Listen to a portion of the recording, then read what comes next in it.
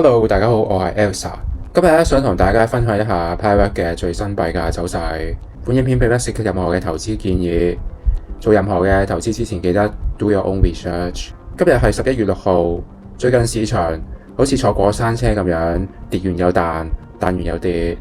不過講真啊，呢個走勢背後真係可以睇到有背後嘅一個嘅操盤嘅。今日想同大家用一個專業嘅角度去睇技術面、鯨魚嘅行動，同埋一個技術指標信號，去睇睇 Pi 幣到底穩定未？我哋先睇一睇 Pi Network 嘅幣價。目前嚟講 ，Pi 嘅幣價係0.22美元。喺昨日11月5號嚟到一個嘅0.2美元。同我之前嘅影片所講，如果大家有記得我所講嘅影片當中嘅內容，我建議大家可以喺呢個嘅0.2美元左右附近買入呢個 Pi 幣。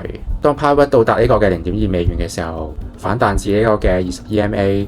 大概0.23美元左右，受咗回落。如果有人照做嘅話，相信可以賺到錢嘅。Pi 成功守住呢個0.2美金嘅心理防線，呢個價位守得越耐，長線投資者就會覺得下面差唔多啦。有趣嘅係 SASS 中心化交易所喺過去24小時淨流出超過230萬個 Pi 幣，代表住啲咩嘢？代表住鯨魚同埋散戶將啲幣拎走到自己嘅私人荷包，以及長期持有，即係代表住啲乜嘢？沽壓就減輕咗啦。再嚟一個重磅嘅消息，第六大 Pi 錢包投資者居然一次過掃走咗277萬個 Pi 幣，佢而家手上總共有超過3.7億枚 Pi 幣，5日連續買入，咁樣去掃貨。鯨魚嘅買入代表住一樣嘢，就係某種程度上代表住市場嘅信心穩定翻落嚟，離個底部真係可能唔遠啦。我哋睇一睇技術面，目前嚟講 Pi 穩定喺個0.22蚊美元。我個人認為，如果 Pi 成功可以上翻去呢個嘅20 EMA 價格，大概0.23美元以上，真係有機會重拾翻一個上漲嘅趨勢。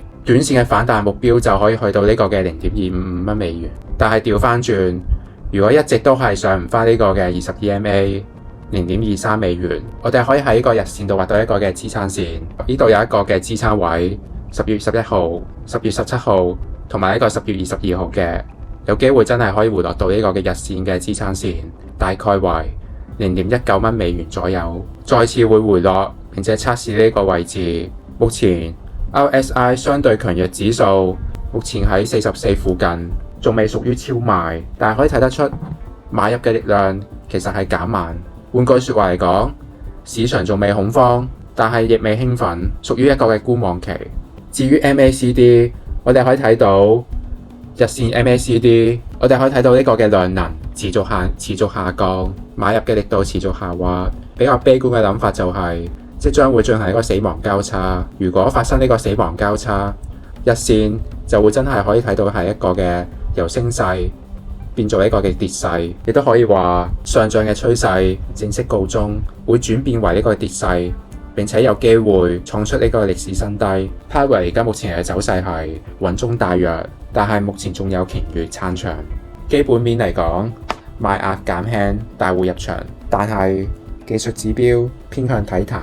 如果你係長線玩家，可以觀察住0.2呢個防線。記住啦，做任何投資之前記得 do your own research。如果中意裏面記得 CLS， 我都會喺接落嚟嘅影片度分享更加多 Pi 嘅動向以及幣價走勢。記得 subscribe 我嘅 channel。我哋下條片再見，拜拜。